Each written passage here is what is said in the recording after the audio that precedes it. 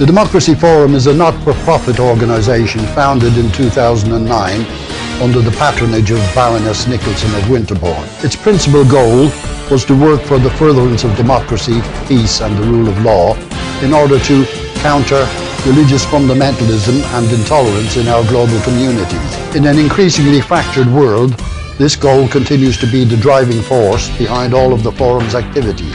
Lord Charles Bruce is the current president of the Forum. Since its inception, the Forum has hosted and co-hosted seminars on a wide variety of topics relating to democracy and human rights across the world. The Democracy Forum encourages academics, students, journalists and other socially and politically conscious people to attend our seminars and to participate in the question and answer session. Details are available on our website, thedemocracyforumlimited.com. Democracy Forum brings you another not-to-be-missed webinar, China and Central Asia, a new dependency. With the ongoing war in Ukraine having weakened some of Russia's influence in Central Asia, a May summit between China and 5 Central Asian nations looked set to pave the way for Beijing to expand its own footprint in the region.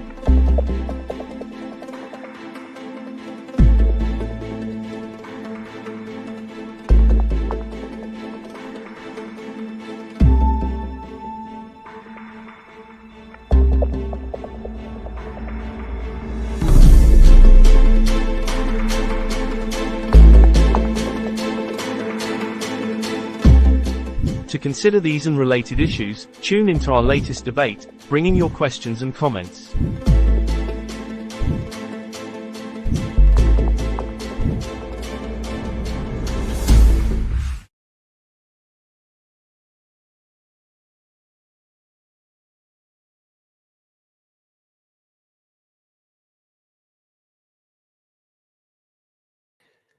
Hello and welcome. I am Humphrey Hawksley, your host for our Democracy Forum debate on a region which largely escapes the headlines. We hear much about China's expansion into the Indo-Pacific, Africa, Latin America, but not a lot, and certainly not with clarity or detail on China's influence in Central Asia. After all, the area comprises former Soviet republics, massive countries too. Kazakhstan is 11 times the size of the United Kingdom. One would think that their dependency, systems of government, infrastructure, DNA naturally leans towards Moscow rather than Beijing. But if Chinese influence and money is turning there, what then of this deep, unlimited friendship between Moscow and Beijing? Collegiate, competitive, or a theatre of future conflict? And what impact has the Ukraine war had on the situation? To delve deeper, with great knowledge, we have a superb Democracy Forum panel: MJ Akbar, Reid Standish, Mahon and Stefan Wolff. Democracy Forum Chair Barry Gardiner, member of the British House of Commons in His Majesty's opposition, unfortunately cannot be with us today, but he has recorded his thoughts, which we will play towards the end before going around the panel to ask their impressions. And to give us the canvas and background of our discussions, we go, as always, to the President of the Democracy Forum, Lord Charles Bruce. Lord Bruce, the screen is yours. Good afternoon and welcome to the webinar, which will investigate how China extends its influence over Central Asia. I'm grateful to the team at the Democracy Forum for continuing to examine the nature and impact of Chinese foreign policy in its backyard. In the last month alone, we've looked closely at the impact of the Belt and Road Initiative on Nepal, and also at the evidence of radicalization and extremism throughout Central Asia. Today's panel promises great depth of insight and analysis, and I'm sure a lively debate will ensue with Humphrey Hawksley in the chair. At Shan, over a 2-day summit in May, President Xi Jinping met the assembled leaders of Kyrgyzstan, Tajikistan, Uzbekistan, Kazakhstan, and Turkmenistan. I quote, infused with imagery from the Tang dynasty, when China ruled much of Central Asia, looking like an emperor receiving tribal chieftains, observed The Economist. Indeed, President Xi used the conference as an undisguised attempt to demonstrate regional leadership. He announced a package worth $3.8 billion, including foreign direct investment, trade deals, and technology transfer, and unveiled plans to set up a C+C5 secretariat with 19 separate channels of direct engagement, thus moving away from the long-established tradition of working bilaterally with Central Asian countries. Notably absent was Russia. For the first time, a Russian president did not receive an invitation. Although Russia has traditionally acted as the principal provider of security to the ex-Soviet countries of Central Asia, its preoccupation with a hugely expensive war of attrition in Ukraine has dented confidence in its military competence and allowed a vacuum to emerge. Indeed, it appears Russia has abandoned its responsibility to the Collective Security Treaty Organization, the CSTO, only sending a token force to quell riots in Kazakhstan in January last year for what seems a purely symbolic purpose, failing to intervene when fighting broke out between Kyrgyzstan and Tajikistan in September last year, and not supporting Armenia amid renewed hostilities with Azerbaijan. There is no doubt, however, that China is by far the biggest trading partner of the region. The value of its bilateral trade has risen from $1.5 billion at the turn of the century to reach $38.6 billion in 2020, and is expected to grow to $70 billion by 2030. By the end of 2020, China's investment in the region reached $40 billion. China is already involved in over 90 industrial projects across the region, while the number of Chinese firms operating here is over 7,500. China is not only a key trade and investment partner, but also an important source of loans. 45% of Kyrgyzstan's external borrowing is from China. 52% of Tajikistan's foreign debt is owed to China. Turkmenistan owes China the equivalent of 17% of its GDP, Uzbekistan around the same. And China is also pushing ahead with technology transfer initiatives in Central Asia. 56 projects are underway in Kazakhstan and a further 40 in Kyrgyzstan. Although China and Russia both have an interest in unlocking, transporting, and controlling the mineral wealth of the region, President Xi offered to construct a pipeline at the Shannon conference to take gas eastwards from Kazakhstan, Turkmenistan, and Uzbekistan. Turkmenistan alone accounts for 70% of Chinese annual gas imports. But, as The Economist notes, I quote, Russia wants as much fuel as possible flowing through its borders in the Caspian and Central Pipeline systems, which it has the power to turn on and off. But as the war in Ukraine continues to drain Russia, it faces the scenario of becoming increasingly dependent on China and unable to resist its growing influence in Central Asia. For its part, China continues to value Russia's role as a partner in challenging the United States. It has an incentive to avoid pursuing its interests in Central Asia in a way that could alienate its partner. But Central Asian countries will face severe challenges in managing the great power tensions and avoiding being drawn into these rivalries. As the saying goes, when two elephants fight, the grass gets trampled. China exports a style of governance to Central Asia which encourages authoritarian practice and discourages transparency. Its investment in soft power is also prodigious. In recent years, Chinese government representatives have paid 720 official visits to all countries of Central Asia and established 37 branches of the Confucius Institute. China also actively discourages Central Asian countries both from pursuing political reform and from applying for international development assistance from American and European donors, which is conditional on reform. Thus, the challenge for America and its allies is to offer China's neighbors ever more ways to hedge, writes the Financial Times. For Mr. Xi, the question is more existential.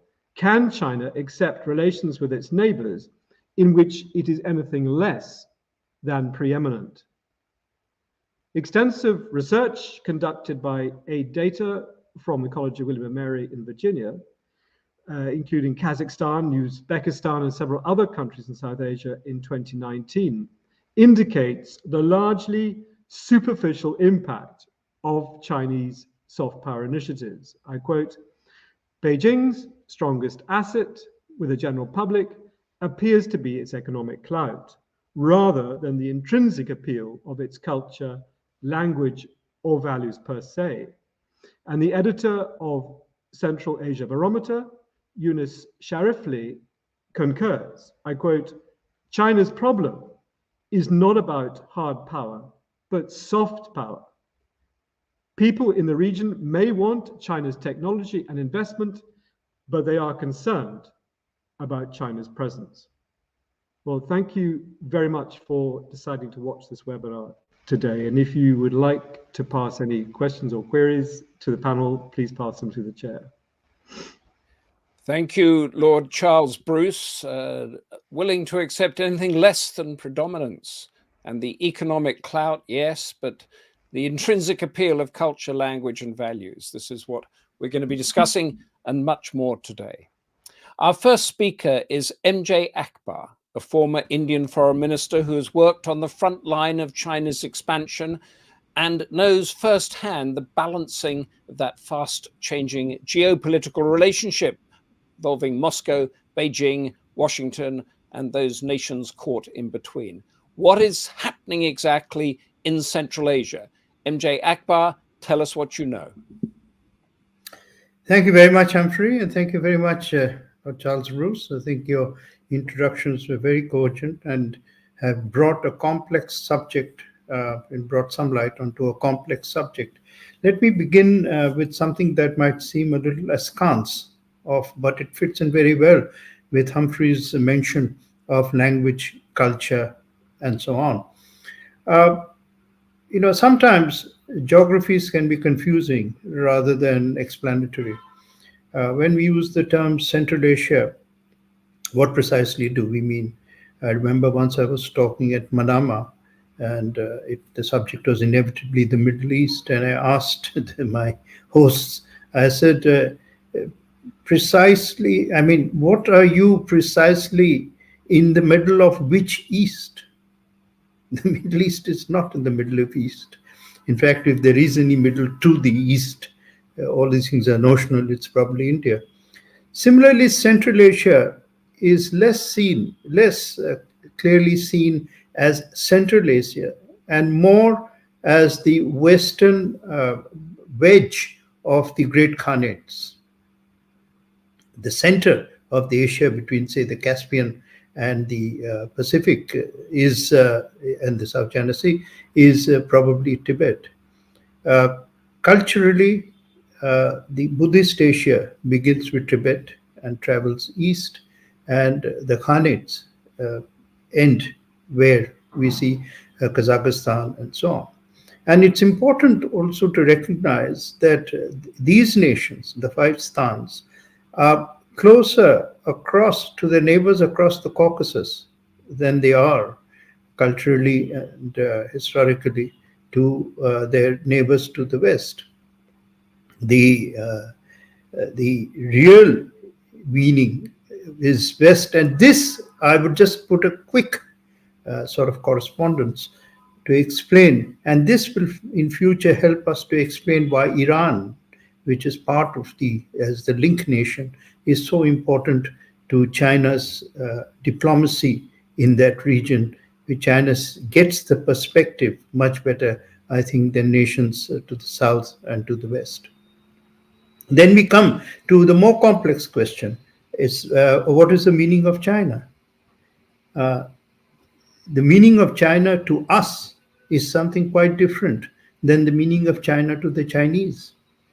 We are all familiar, I think, theoretically, or if not practically, with the Qing map of 1820, which is a map of empire of the Chinese sense of itself, if you like, which includes both faces of the Himalayas. And if you think that these are problems that only lie under the blanket of antiquity, you must remember that this Chinese sense of both faces of the Himalayas belonging to China is the source of a continuing conflict between India and China, which began in 1950 and then exploded into war in 62, and still continues as a major strategic problem for us in India.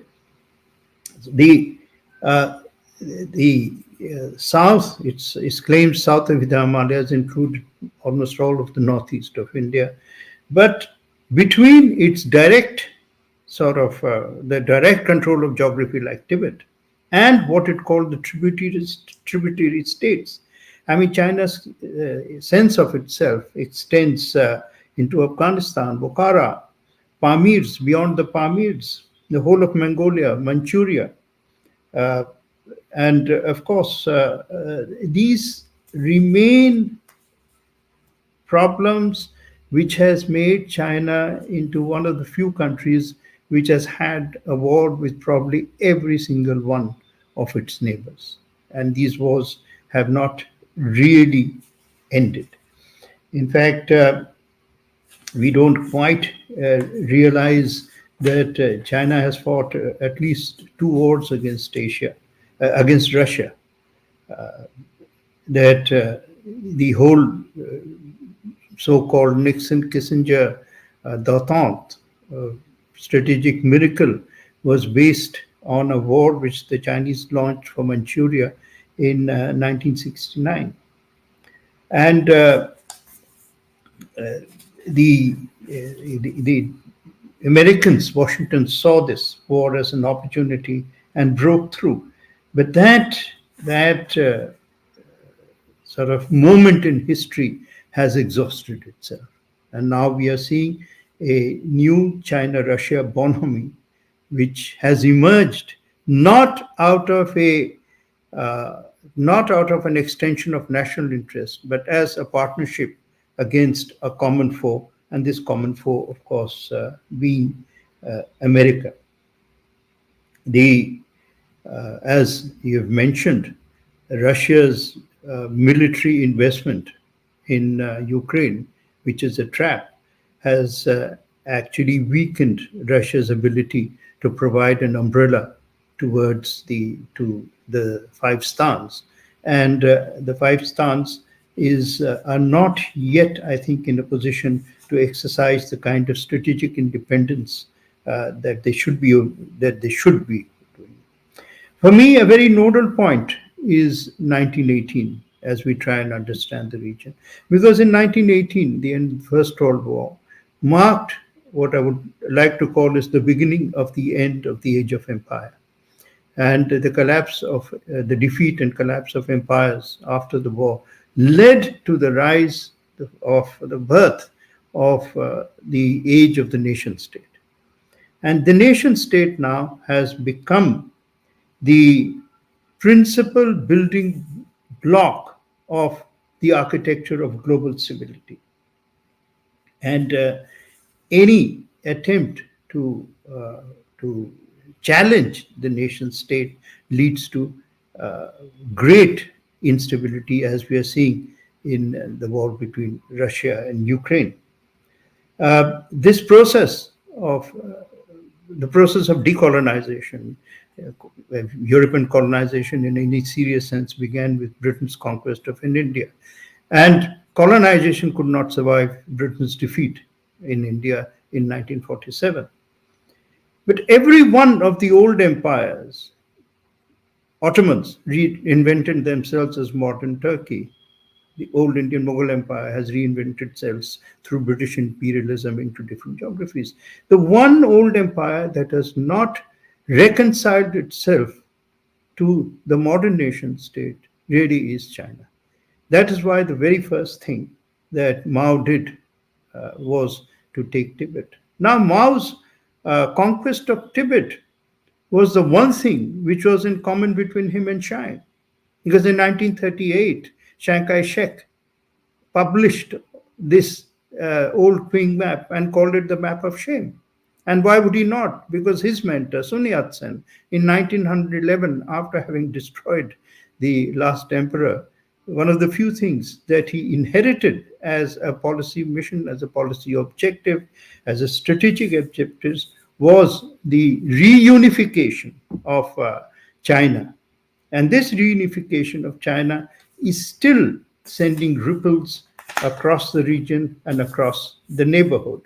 And indeed, in my view, the ripples will not pause to the south of China. They will include inevitably confrontation with Russia, if not today, 10 years later, if not 10 years later, 15 years later. Why? Because Siberia has now actually possesses almost 90% of Russia's mineral resources. And while Outer Manchuria may have gone back to at least the Inner Manchuria, the Outer Manchuria still remains a bone of contention. Much of Siberia, the old term for Siberia was Sibir. It was a Khanate. And China's claims to it just lie in those moldy documents of history, but which never seemed totally to disappear. Resources are going to be required. Resources mean power, and resources are what China will need in its confrontation or in its mission to become a preeminent superpower of the world. That is what China's sense of itself is, and that. But in the past year, since Ukraine, we've seen some very dramatic changes, very dramatic changes. One, China's very fast maneuver to occupy the vacuum left behind by first the old Soviet Union and then its successor state. Russia has been engaged not to the east of its old empire, but to its west and south. Putin's first great challenge was how to retain his grip on the Caucasus. Never forget that the original jihad, the continuous jihad, was the jihad of Chechnya, and still remains a potential which cannot be ignored, certainly by anyone who knows a little bit of history. And the deal that he did with Kadyrov's, which has retained a certain semblance of stability, but it's a very tenuous stability. You can also see the region, look at the map, and you will understand why Syria is so important to Russia's desire for stability towards the south, and why Caspian is so important. And one of the most important developments that we see, which will inevitably have its effect on the five stans. I hesitate to call them Central Asia, let's call them the five stans. One of the major things has been the alliance, if you like, it's not yet firmed up, into the chimps, China, Iran, Moscow, and Saudi. This will have huge implications. Now, looking at Humphrey's face, I'm absolutely sure I've run out of time. But I wanted to tease out a couple of good words. Wonderful. We could listen to you for an hour, but you mentioned that the stans, as we're calling them here, are not yet ready for strategic independence. I was wondering, how does that? How does that sit with India's current policy of multi-alignment, a la carte policy, where you're neither with one or the other, but you pick what you need? Are they able to do that, or do they have to have a hegemon? But all policy, as you know, Humphrey, is a work in progress. Is how much you can achieve at a certain time, which again becomes a variable. When events change the equations. But India's multi-alignment, I find, is a slightly clumsy word. I think it's more, it would be easier to see India's policy through another pair of spectacles, which is that its ability to actually develop friendships across binaries. And this is very, very old, and it's not something which has just happened. It has emerged out of India's positions that it has been able to take and retain the friendship of both sides. Let's take Saudi and Iran. We were able to make visits almost back to back with both countries, and actually have very, at a time when the West was passing sanctions and was really had a circle around Iran. And perhaps Saudis were part of that circle. But we had good relations with both. We had when a prime minister visited both, he got the highest honors from Palestine, and he got the warmest of welcomes from Israel. Even today, we are able to maintain our relations with Israel and still support a two-nations solution and so on, which we have done traditionally. So you could be a role model then for these emerging the Central Asian states as they develop, to make friendships with as many as possible. Can I put to you, before I let you go, MJ, a question that's come in from Sen Hasnan Sering. India's Supreme Court issued a ruling on Jammu and Kashmir as an integral part of India. Given Jammu and Kashmir shares borders with Badakhshan and Turkestan, how does this affect India's approach to Central Asian nations? It would have actually, I'm very happy that our friend Mr. Sering says that India shares borders with Badakhshan and Turkestan and so on. Not quite maybe Turkmenistan, but close enough to Afghanistan. But the Supreme Court has not judged that Jammu and Kashmir are part of India. It has only judged on the status of the federal system.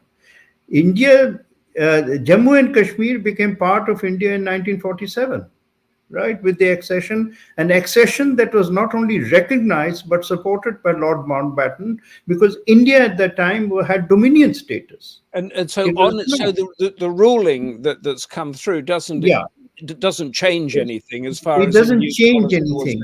It's only an internal federal adjustment, a status which is an internal adjustment. A part of India can be a union territory, for example, Daman and Diu, or some part of it, or Pondicherry. And other parts might be fully independent, full states in the federal system. And a final thought is that at the beginning I was talking about the Russia-China relationship on Central Asia. Could it be collegiate, competitive, or a theatre of future conflict? You suggest that 10 to 15 years from now, it could be a theatre of future conflict. You're right. In fact, it was your mention that provoked me into taking up that point, because 1969 will return in 2049, if not in 2039, because the national interest will supersede international conflicts, right? And there's too much at stake in Siberia. Yes. It isn't desert. Who was interested? Who wanted to conquer the deserts of Iran and Saudi Arabia until oil was discovered? Nobody is interested in Siberia until mineral resources were discovered. So those mineral resources will be back in play, and they will be the source of conflict. Why did Mao Zedong order his troops to go to war against Stalin's 136,000 troops stationed there on the frozen river? MJ, thank you very much for your contribution there. Very much appreciated, and setting a brilliant scene for us there. Stay around for as long as you can. Our next speaker is Reid Standish, correspondent and author of The China in Eurasia. It's a briefing note and a podcast for Radio Free Europe and Radio Liberty. He is going to examine the current upheaval in Central Asia brought about by the Ukraine war, and, as we've just been hearing, where things are headed with China. Reid Standish, share your insight. Great. Thank you, Humphrey. Thanks for the kind introduction, and thanks for inviting me, everybody, to participate and speak today. So I want to start and focus on what I think has been one of the most significant events in decades to shape Central Asia's relationship with China. And that's actually an event that doesn't directly involve China, which is Russia's full-scale invasion of Ukraine. So a little bit of catch up here. In the aftermath of February 2022, the war triggered a tougher than expected Western response that brought a series of political and economic knock-on effects that have been reshaping Central Asia's relationship with Russia, which of course has been the dominant external player in the region.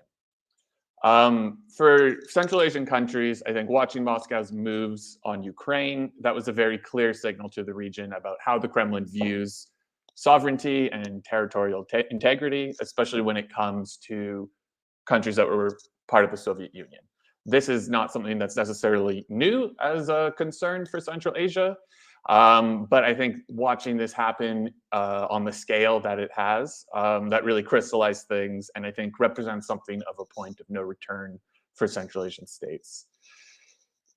This led to some early episodes in 2022, such as Kazakhstan and Uzbekistan sending humanitarian aid to Ukraine, which definitely ruffled some feathers in Moscow. There you saw some rhetorical sparring and some public events between Putin and Kazakh President Tokayev in a few instances. And then we've also seen Central Asia really branch out and step more into the diplomatic spotlight, or perhaps more that there is a diplomatic spotlight searching for Central Asia more now than ever, as the region's looking to perhaps balance itself a lot more with Russia. We had a historic summit in September with the Central Asian leaders and President Biden in New York. There's been stepped up engagement with Turkey, India, countries in the Middle East. And then we've also seen enhanced dialogue and discussions happening with Central Asian states and the EU. And also with larger EU players like Germany and France as well. But China, I think, is really the noticeably growing factor here. Xi chose Kazakhstan as his first stop after ending his COVID-era isolation on international travel. And the message from that flashy China-Central Asia summit in May that has been mentioned before is really that Beijing's entered into a new era here in the region. On the economic front, the Russian economy was already on a downward trend. And even before the war, Central Asian countries had been actively looking for ways to diversify and build stronger economic partnerships elsewhere. And China was the leader on that front before the war, and it looks like it's destined to follow down that track in the future. So I would say, like with the political arena, the war, in a sense, has really been kerosene on those trends, on the fire of the trends that were already burning in the region. But having said all of this, does that actually mean that China is going up, Russia, and that it's happening at Russia's expense? My answer to that would be not really. And especially in my role as a journalist covering China in the region, I think the truth about China's trajectory and its relationship with Central Asia is far more complicated and nuanced than just seeing it in this way. So on that front, I'd say that I think there's three general points to make that I think better explain this. The first is understanding what Russia's role in the region is after the war. So yes, Russia's reputation, it's damaged. Its brand is very much seen as toxic. And probably will never recover within the region, both on the personal, like on the everyday person level, and also at the governmental level. But I don't really think that means that Russia's assets in the region are set to disappear. Russian intelligence services are firmly embedded everywhere there. They continue to be very active, and Russia also has a very deep understanding of the region, and especially its domestic politics, that from everything I've ever heard and ever seen, the Chinese do not. I think the way that, if we look in the last couple of years since the invasion, the way that Central Asia has been this key transit ground for the flow of dual-use goods that support Russia's war effort is a very good example of this. Ensuring this flow of goods has been a key task for Russia's security services. And Central Asia is perhaps one of the key regions that have been things have been getting funneled through. So we've seen the spikes are coming from Europe, the Middle East, and also a lot of goods coming from China through Central Asia, and then often disappearing off trade logs and winding up in Russia.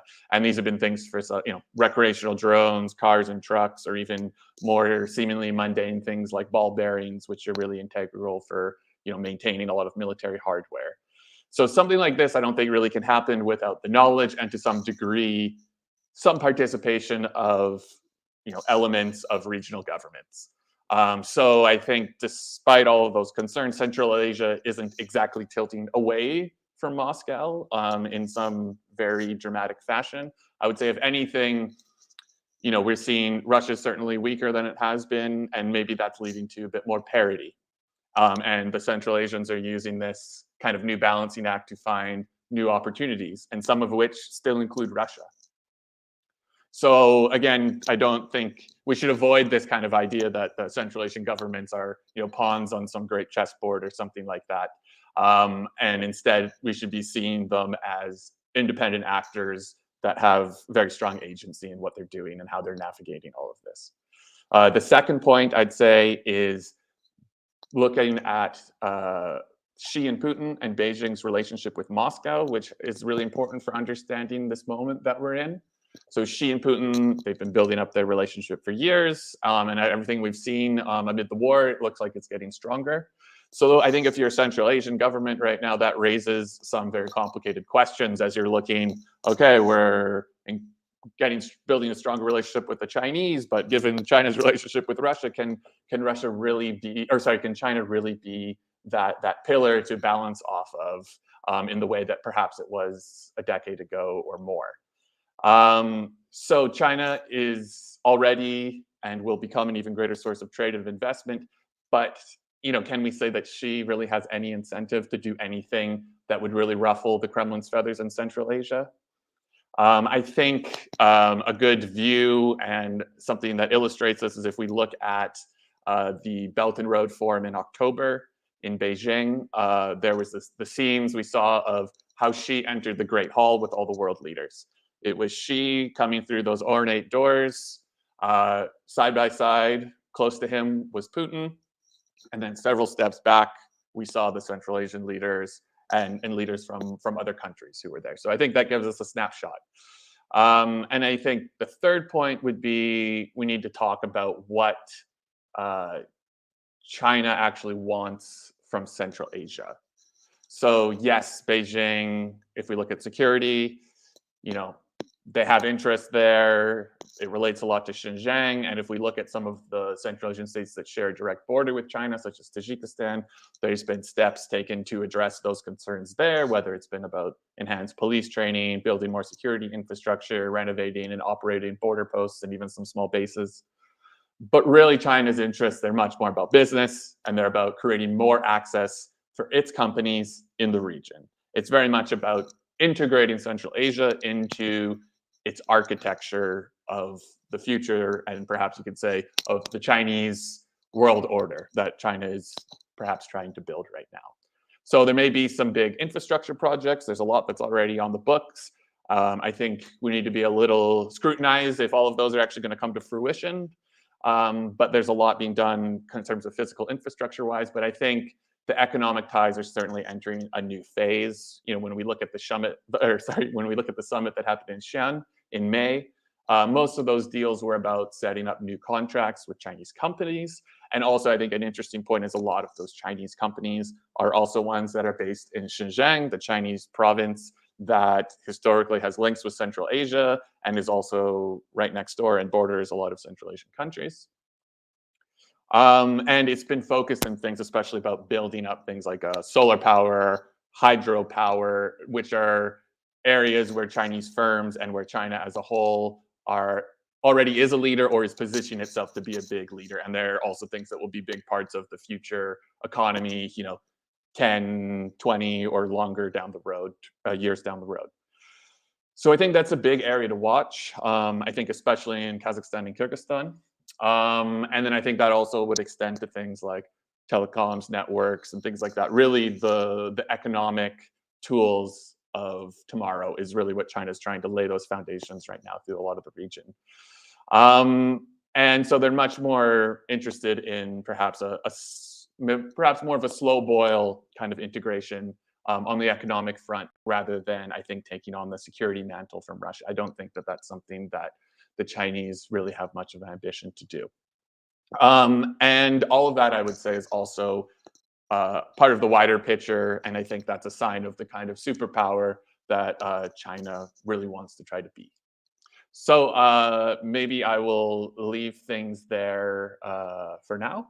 I know there's a lot to unpack there, but very curious for any questions or things like that. Thank you. That's so on those. It was a collegiate, competitive, or conflict. You are of the collegiate view at the moment in the near term. Are you? I mean, is that right? Would you say that? Yeah, I mean, to a degree. I mean, I think part of it is just, I mean, I've spent time reporting in the region. I've been an observer of it for a long time. I would say if we had this panel just a few years ago, probably my answer would be very different. But I really think we've really drifted quite a lot in the last couple of years, especially if you look at what that relationship is like between Russia and China. Have China and Russia got any agreement on this of who has what influence where, or expanding where, or is it just a general understanding? I mean, there isn't some big formal division of power. I mean, the term that often has been thrown around is, Russia is the gun, China is the bank, and that's how it's been described to me, as the kind of informal talks that happen at the higher levels, and that's how things are seen. But I think especially, I think it's just important to talk about this, that balance of power between Russia and China, it's changing quite a lot. So, like was being said just before I came on, I mean, I think, yes, like, big questions, what happens after Xi and Putin. I think what we're seeing right now is very much a personal product rather than, say, a big strategic product. But having said that, maybe the Chinese do want access to Siberia, but that doesn't mean they actually need to take Siberia. 20, 30 years down the road, who knows what Russia's going to be and what it will look like. I mean, I'm sure the Russians will gladly sell them what they need. Well, they sold Alaska, so maybe they could sell Siberia as well. Can I just give you a couple of questions from our audience, both on the same theme? Prashant Kumar says, is there common ground between Central Asian leaders and China's President Xi? Do they share certain political and social ideologies? Philip Bowman, on a similar theme, Central Asian nations such as Turkmenistan and Tajikistan undertake oppressive practices such as detaining journalists and arresting protesters. Does this point to Central Asian governments having a preference for a more authoritarian style of rule, as we see in China? And are the failings of Western democracy likely to exacerbate this? Just a quick thought. I mean, the quickest of thoughts on that is that the Central Asian states don't need China to make them more authoritarian. By and large, that is they're authoritarian already. I think that does, on perhaps those top level discussions, lead to things becoming a bit more simpatico and having a similar worldview. And I think the Chinese are certainly willing to sell them, whether that's, facial recognition cameras, all those things that can be used to stifle out dissent, go after journalists. So many of my colleagues are those journalists that the question is referring to, who get harassed on a very daily basis. But I don't know, is there a big overarching ideology?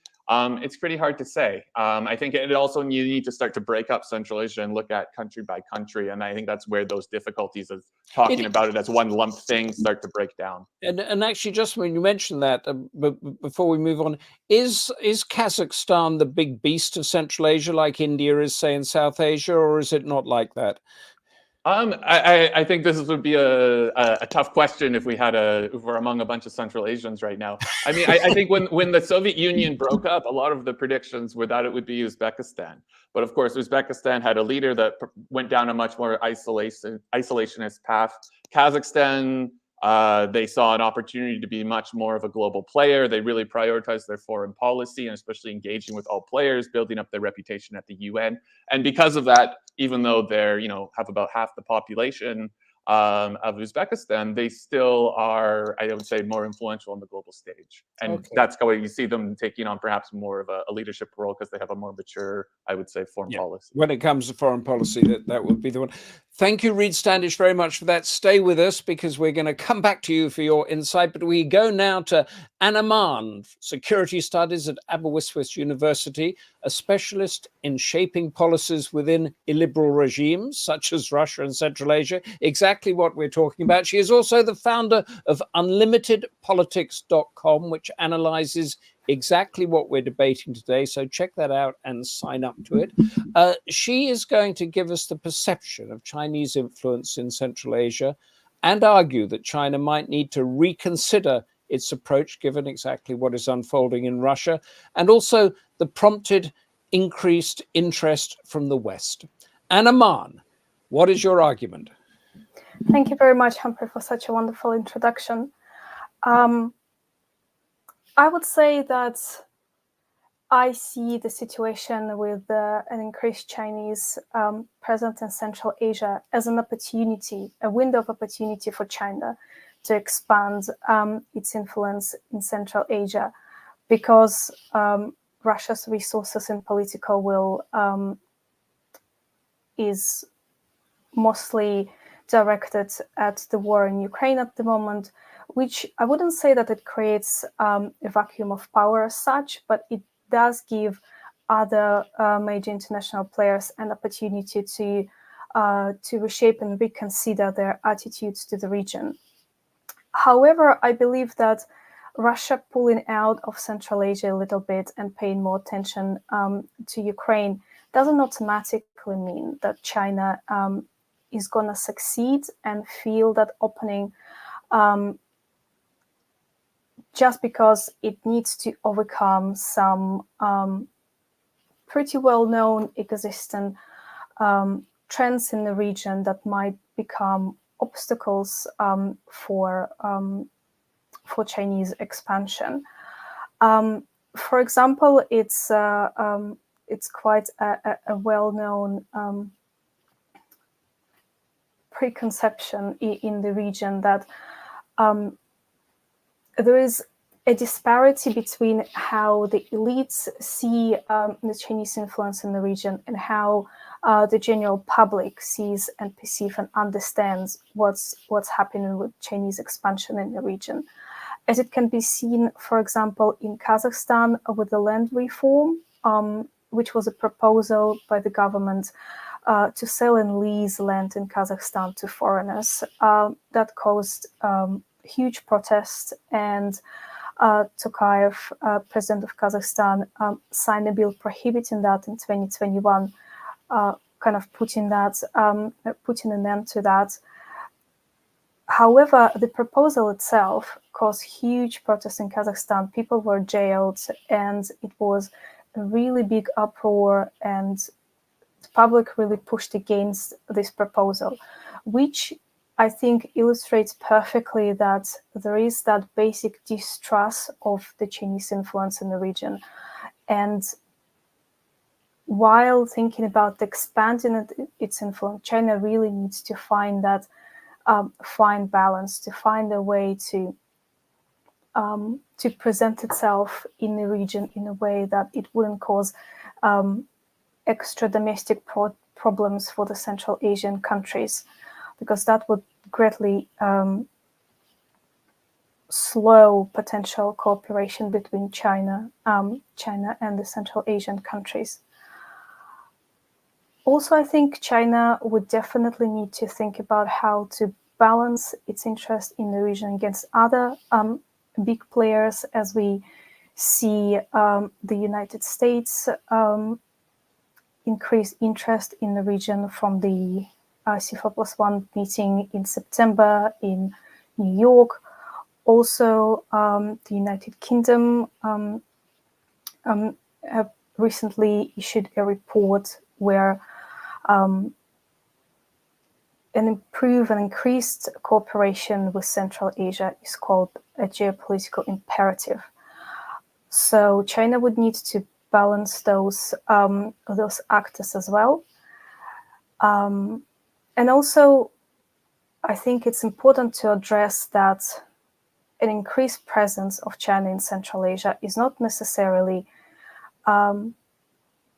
automatically a positive development. So there are definitely several security concerns that China would bring to Central Asia. First, as Reid mentioned before, we cannot say that Central Asian countries are going down the path of democratic development, and having a closer cooperation with China, and especially considering Chinese development of digital repression environment and technologies, I think we should think about how that would affect Central Asian countries and whether or not they would be interested in accepting and implementing some of those technologies in a kind of short-term political thinking of increasing control and surveillance over their domestic population. However, that would imply that long-term potential for democratic development could be endangered by such developments. Also, another raising concern for increased Chinese presence in Central Asia is Chinese crackdown on Islam domestically. This is something that's been happening pretty actively in the last 5 years. And when you think about Central Asia, Islam is absolutely fundamental for cultural and political identity building, for nationhood, for state building, and it would not be seen favorably in the region if China were to come in and address some of the religious politics that it is implementing domestically. So, as it can be seen from the speakers before me and what I've just mentioned, it is a difficult balance for China to expand its influence in Central Asia. And even if we think about, Russia pulling out from the region to a certain extent and creating opportunities for other players, I think that the role of China in Central Asia is not pre-written. It is something that's very dynamic and is developing as we speak. But we should definitely be very critical of not only short-term advantages for the region, but also think about what would be the long-term consequences of certain political decisions that Central Asian countries can take. Thank you. Very, very much there. A very interesting perspective, because you're saying that China needs to backpedal a bit or have a slighter hand in its influence there. Correct me if I'm wrong. There's a question from Den Krogan, which I would like to put for you. Has the US withdrawal from Afghanistan diverted Washington's attention from the wider Central Asia region? What is the impact of that withdrawal? I would say that it definitely made major international players to reconsider their involvement and their commitments in Afghanistan. And the American withdrawal, as we know, did not solve any problems and created some more. However, it could be an opportunity for other international players to jump in and create new frameworks and provide both political and military support to the Afghanistan problem. But at the same time, I would like to believe that major international players must have learned that lesson by now, that you can't just go into the region and, expect to be welcomed with open arms and just, offer a quick fix solution for the problems that have been, brewing for decades. And it is something I think that needs to be reconsidered by political players. They need to think about the long-term game. They need to think about, what are we doing there this time? Are we here to stay? Because I don't think that Central Asian countries are going to be very keen on that get in, get rich quick kind of scheme. I was going to say, because we have another question I want to put to you before I let you go, from Ritesh S. Nigam, regarding the notion of non-alignment in the Central Asian region, which you were just referring to. How might this affect Central Asian countries' ties with China? Will they individually tell Beijing, okay, you can do this, but stop on this, and draw red lines? I think they have stronger bargaining power as a collective in that regard. But I think it really depends on, the answer to the question really depends on kind of what lens do you look at it through. If you see it from the Chinese perspective, of course, they would be more interested in bilateral relationship, just because, then it is easier to keep certain things under wraps, and rarely authoritarian regimes are interested in any political transparency, and especially not when then they can be held accountable to what they've said or done. So bilateral negotiations behind closed doors, I think China would definitely prefer that to any other options. So it would prefer the one-on-one multi-alignment, cut the deal with a particular government instead of anything in that area. But I think Central Asian countries would prefer the other option, and they should try and negotiate collectively. I think then there would be at least a chance and an opportunity for more transparency and accountability in the region. Lovely. Thank you very much for that, Anna.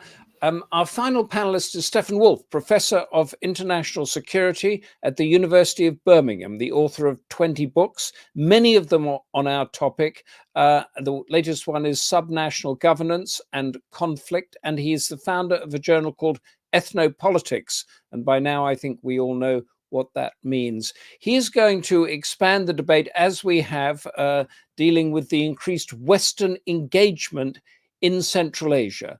Stefan Wolff, the floor is yours. Good afternoon, and thank you very much for this opportunity.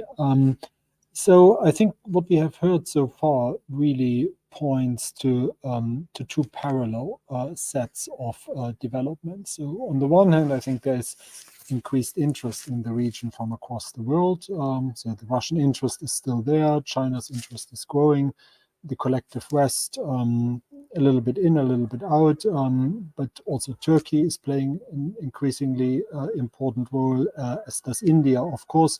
And then we have seen interest also from the Gulf monarchies and Iran. And at the same time, there's sort of this, if you want, bottom-up dynamic, which is that there is far more intra-regional assertiveness, but also to an extent trans-Caspian assertiveness. And partly, I think this is because, as we have discussed, there is more space for countries in the region now to actually do something on their own. But partly also, I think it's a real need for them because the prospects of a mere hegemonic transition from Russia to China is probably not one that they are looking forward to with great enthusiasm.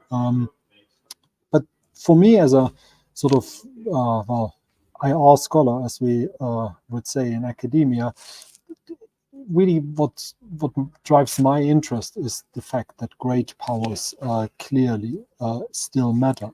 And therefore what also matters, and this is, I think, particularly relevant in the region, is that the relationships between these great powers matter to a significant extent. Now, I don't want to overstate the case here and say that the impact of US-China relations or Russia-West relations on these regional dynamics in Central Asia is going to determine the future of the region. But at the same time, I also think it would be a mistake to ignore what is going on outside the region and in the interaction of the outside world with Central Asia. So what we are seeing here, I think, is multiple and overlapping organizational structures of the more institutionalized form, but also quite a number of ad hoc fora that have developed over the last probably 2, maybe 5 years. So you have more established players in this space, like the Shanghai Cooperation Organization or the Organization for Security and Cooperation in Europe. You have the Organization of Turkic States that I think is playing an increasingly important role there. And then, of course, you have all those various C5+1 summits that were already mentioned earlier, where the Central Asian states get together with China, the US, Germany, the Gulf states, and so on. So the question overall then for me is whether sort of this greater regional, trans-regional assertiveness and the growing interest or the renewed interest in the region is driven by the dynamics of a new great game, as you said in your own introduction, Humphrey, or whether it is the result of a more successful implementation of the Central Asian states' own, what they tend to call multi-vector foreign policies. And here I think it's a little bit of both. So clearly the region has enormous mineral wealth, which is very interesting to outside players, and it is an important transit route, especially for Europe-China trade. At the same time, as a result of Russia's aggression against Ukraine, the Kremlin's influence in the region is not what it used to be, to say the least. And the Central Asian states now have this opportunity to rebalance and to also hedge, I think, against a new hegemonic dominance of just one other great power. So from that perspective, you clearly have sort of the all the ingredients, if you want, of more competition between the great powers, and in some cases, I would say this could easily also escalate into potentially much more intense rivalries. And then on top of that, I think there's an important third issue that is also worth considering, and that is that you also have a number of issues related to the region, where actually the interests of both the countries in the region and the various outside powers are not necessarily completely unaligned or completely at odds with each other. Now, obviously, this varies across time and is different in terms of the multiple issues at stake. But if you just think, for example, that there is I would say a common desire among all the players that we have considered so far to contain spillover threats from the ongoing crisis in Afghanistan, for example, whether these are related to violent extremism, to terrorism, drugs trafficking, weapons trafficking, and so on and so forth. Then I think there is a clear recognition, at least of the fact and the need to manage risks that are associated with the impact of climate change. And here I think all the evidence is there that Central Asia and the countries and people living there will be massively affected over the next few decades by the consequences of climate change. And that means that there are some very real issues here about water scarcity. And again, after almost 20 years of a hiatus, people are now again talking about potential water wars, including in Central Asia. But also the other element of that is that you might actually get quite a significant degree of climate-induced migration, which also could create sort of the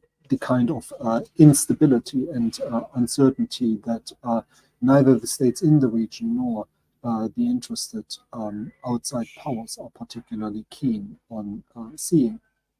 So in that sense, what you then finally also have is, of course, a shared priority, I think, across most of the states in the region, and clearly some of the outside players, are the priority to prevent instability across the region from disrupting trade and supply chains. And that already is an issue, obviously, with the conflict in Ukraine, with Russia's aggression against Ukraine, with the disruption of the northern trade corridor, now the increasing importance of the middle corridor that has been discussed now for some time, and now we have a report from the World Bank that actually seems to give some credibility for some of the optimism, at least, that this could turn into something real. So I think from that perspective, what you really have here is a significant degree of dynamism across the region, across the relationships that the region has with outside powers and the relationship that these outside powers have amongst each other. And I think that means then, from my perspective, that these various complex dynamics that you have at play here are unlikely to settle anytime soon, which means that there are multiple opportunities as well as challenges for the states in the region and the great and middle powers outside the region in terms of how they will manage these risks and opportunities. And to come back to one of the opening statements by Humphrey here, I think this is not necessarily a return to the great game, but I do think that there is still a lot to play for everyone involved. Thank you very much. Stefan, Wolff, thank you very much. Can I just up some clumsily one of your thoughts there is the mindset of the Central Asian nations is one to preserve and build supply chains and trade above that of getting involved in any ideological or territorial conflict? Well, I think there is definitely a recognized urgency that some of the problems that the Central Asian states have had is that they are very poorly connected to the global economy, and that they are really, I mean, well, you can look at it as a landlocked region in a sense, which I think it is, and that has always been a problem. So in the same way in which China is looking for multiple trade routes to Europe, particularly, I think, in the same way, I think Central Asian states now have an opportunity actually to create multiple connections with the global economy, but also as a result of doing that, become better connected regionally and to become better connected across the Caspian to Turkey, to Iran. I mean, if the trans-Afghan connections eventually get underway, have another exit through the Arabian Sea. So I think all of that is a key issue for them. Right. What they do lack is the actual finance to make it work. And that then again brings the money and the infrastructure. I'd like to put to you a sort of theme of questions that we're getting in from the audience on this. And if you could give us a thought on this, then I want to go back around the panel to get the similar thoughts on it. Iftikhar Malik says it's slightly rich that we're looking at this through the war periscope. and a great game periscope that we've been talking about. Shouldn't we need to develop some more indigenous and fresher perspectives? And Anand Singh Tumar says, what are the opportunities for Central Asian countries, you've just touched on this, Stefan, to cooperate in trade and other areas with foreign actors besides China? Could you wrap those two thoughts up into something? Absolutely. I completely agree that, I mean, it is ultimately, or should ultimately be for the Central Asian states to be in a position where they can determine their own relationships with each other and with the outside world, whether that's near neighbors or far neighbors. But then at the same time, I think we have to be realistic here that this is not necessarily how the world works. We do have great powers. Great powers have interests, and great powers very often also have the capabilities to implement their interests, or at least to frustrate the implementation of others' interests. And I think that is the danger that we are seeing here, that there is too much is made of the differences, the divergence of interest, and I think not enough necessarily is made of the opportunities to actually find ways in which, yeah, you can still disagree with China about many things, but you can also actually develop avenues of cooperation with China, whether that's on trade, whether that's on climate change, whether that's on preventing spillover risks from Afghanistan. I think that's the opportunity that ideally we should grasp now collectively in the outside capitals and in the capitals in Central Asia. So we know what's needed: infrastructure, finance, building those supply chain routes. But and I'm coming to Anna Mahon on this one. But the big powers might intervene, whether that's be Russia, China, or the Western powers. Anna, your thoughts? Absolutely, and I agree with the need to kind of stop analyzing the region only through the lens of, the colonial great game, or through seeing Central Asia as the near abroad of Russia and looking at it through the security lens of Russia and what Russia is going to think or do. But at the same time, sorry to interrupt. How would you sum up what Iftikhar Malik said for a fresher perspective? What would your fresher perspective be?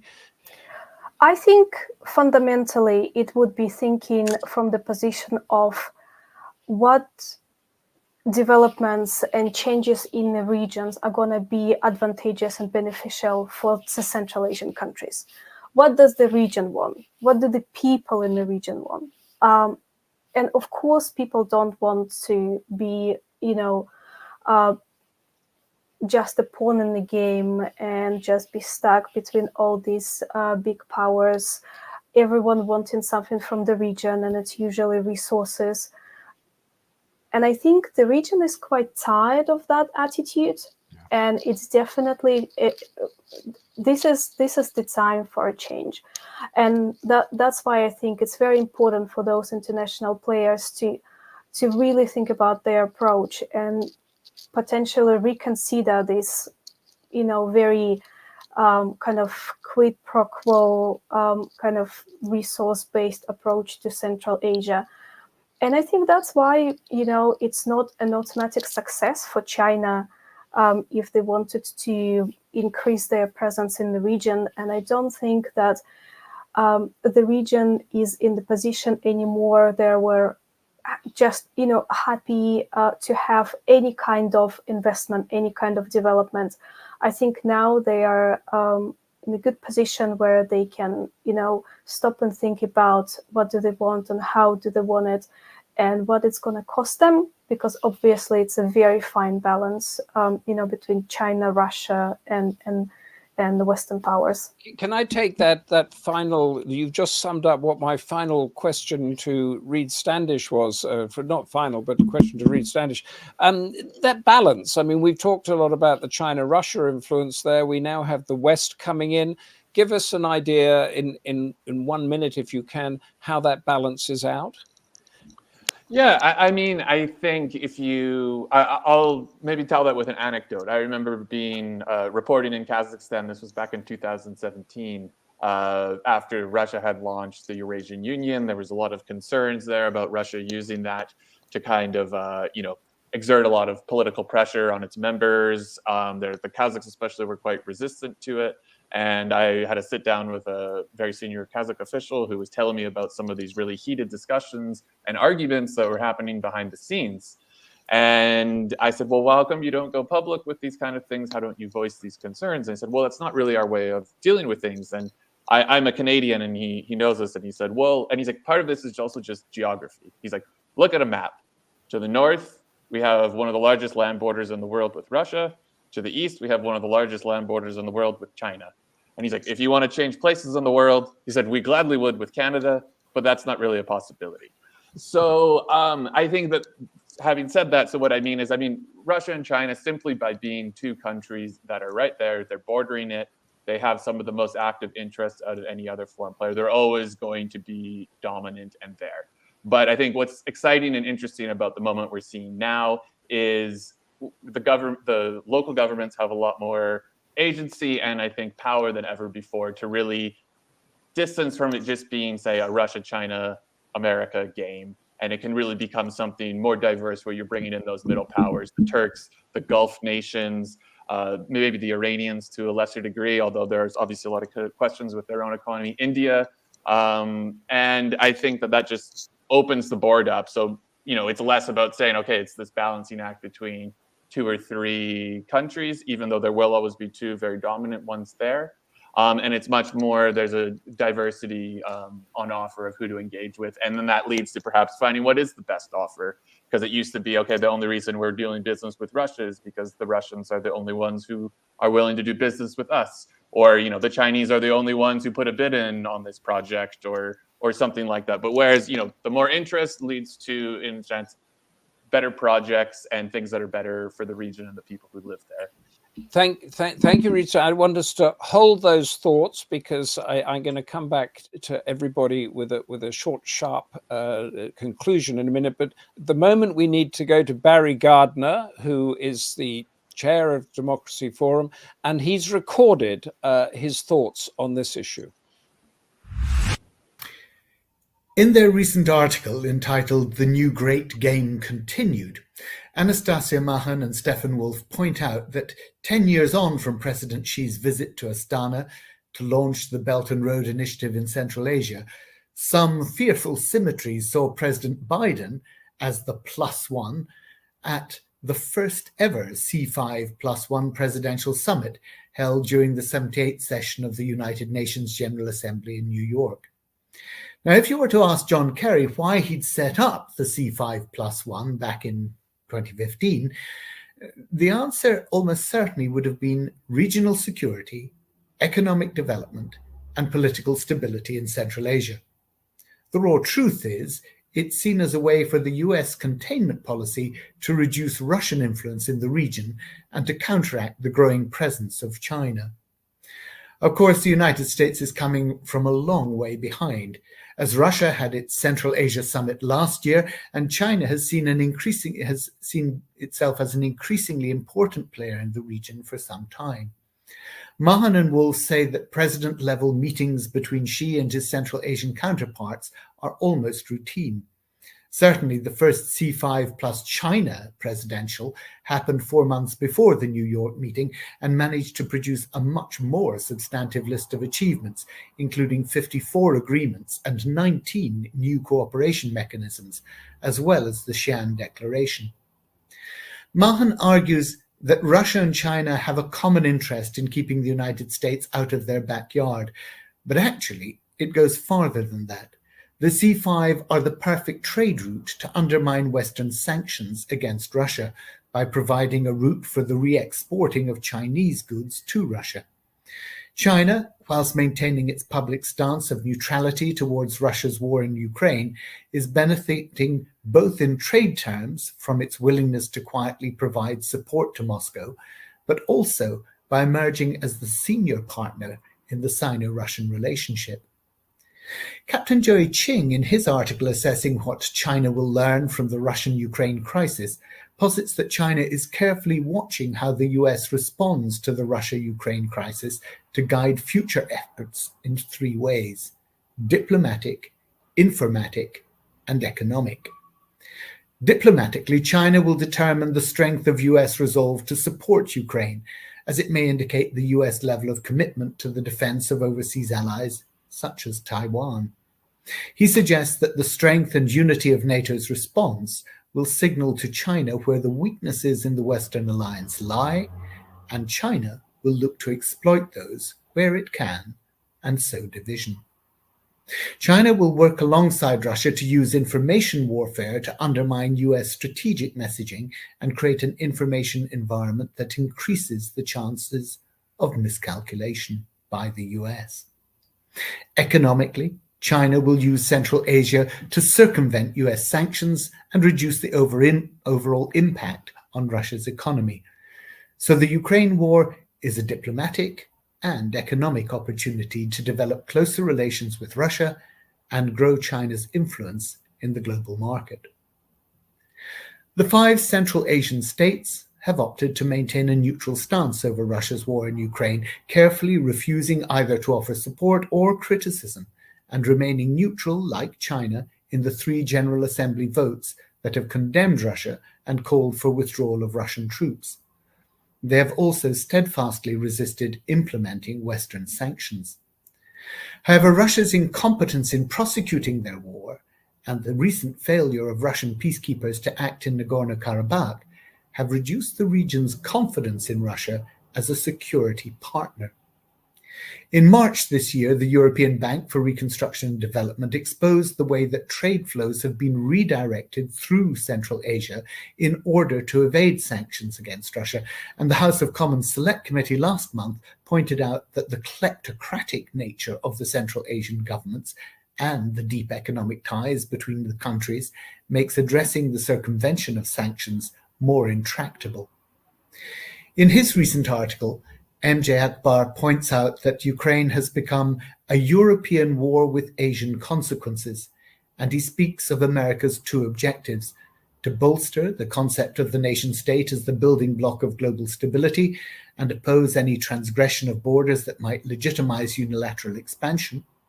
The second, to weaken Russia in Europe, he says, is a strategic fallacy. With characteristic wit and turn of phrase, he points out, you cannot weaken Russia where it is not strong.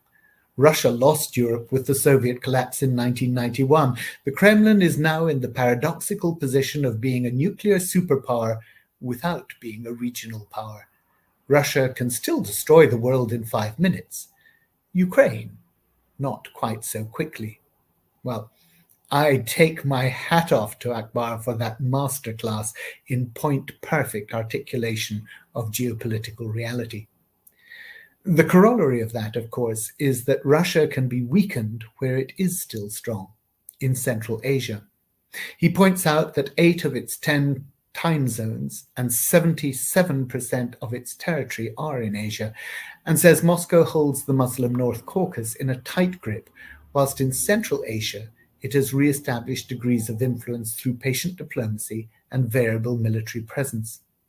Akbar believes Putin misread the mood during his second invasion of Ukraine in February 22 and entirely overestimated the military ability of his army, but points out that Russia will, in all likelihood, hold on to a slice of eastern Ukraine when the firing ceases. The price he will pay, though, is not just in blood. It is in the reputation of the Russian army. Again, Akbar sums it up pithily. Invincible it is not, and the neighborhood is doing the math. Central Asian leaders have taken notice, and China has taken advantage. President Xi Jinping hosted the second China-led Central Asia Summit in May this year in Xi'an, capital of the Han Dynasty, for 400 years, from 206 BC. He called the conference the highlight of China's diplomatic calendar in 2023. One fact is obvious. The only nation which can fill the vacuum left by Russia's retreat is China. Thank you, Barry, for that. I want to go back around the panel with my thoughts from that and of the things, if we can do it very quickly. I'm concluding that we don't think that China is a new dependency. But my question really is, given that the sort of situation there, would the West be wiser to just let things naturally evolve in Central Asia rather than see it as an area of threat created by Russia or China? Stefan Wolff. Is Stefan with us? Anna, Mahon, I can see you're still there. Could I'm you still here. Tackle that one for us? Of Should we leave course. it alone? I think that it's fair to say that the Western powers have already tried that approach, and it didn't really work out the way that they expected it to. You mean the approach of leaving it alone? Yeah. Okay. And I think it's time to build some new lasting partnership and friendship, and you can only do that by being a committed friend to the region. And I think it's very important to see whatever actions or commitments Western powers want to make. It's important to see that as something that they would need to sustain over a longer period of time. And give us an example of a commitment. For example, if they were to commit to, for example, as a common ground between China, Russia, and Western interests, we could see some climate change projects, and especially investing in green economy. So, for example, if there was to be a big project in Central Asia, it needs to be more than just, a one-time investment. We go there for 2 weeks and work on that, and then everyone is out, and Okay. how Central Asian engineers are gonna be working with that, or developing infrastructure or supporting that. I think a lot of new thinking about Central Asia needs to be around, we go in, we do some projects, and we stay for as long as we are needed for educational purposes, for supporting the infrastructure, for developing it, to really help those nations to build up their capabilities and capacities. And let let them know that they don't have to choose between Russia and China or manage that relationship. Anna, thank you so much for that. Thank you. Reid, Standish, would the West be wiser to let things to get involved or not get involved? I think the history of, if we look at the last 30 plus years since the Soviet Union collapsed, by and large, the general trend has been that the West has been quite neglectful of Central Asia. And I agree with Anna's point there that I think actually, if there is a policy takeaway of it, is that there's more engagement. I mean, I can say, having been a reporter there, that's a lament I heard a lot from Central Asian officials, saying like, hey, like, we don't want to only be doing business with the Chinese or the Russians, but the Brits aren't here, the Germans aren't really here, but the Americans don't want to build this, right? Can I just clarify? Sorry to interrupt. Not the sort of engagement that we're seeing, say, in the Indo-Pacific with the Quad. This is like influence engagement. Is that what they're wanting?